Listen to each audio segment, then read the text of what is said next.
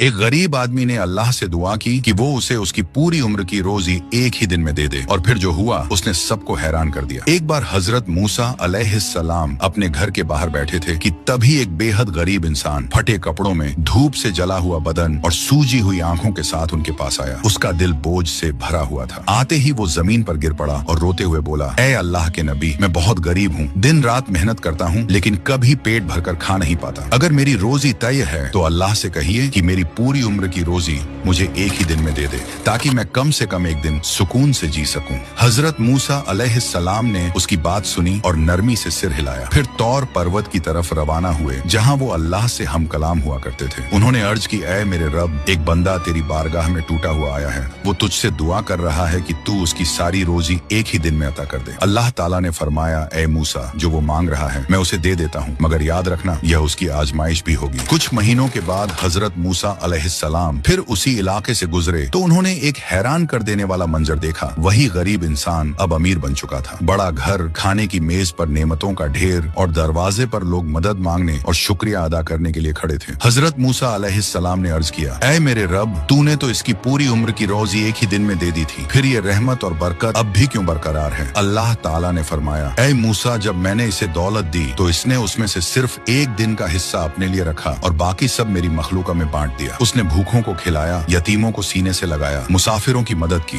वो मेरा हो गया और मैं उसका। जब वो देता है तो मैं उसे लौटाता हूँ। उसने सखावत का दरवाजा खोला तो मैंने अपनी रहमतों के तमाम दरवाजे उस पर खोल दी।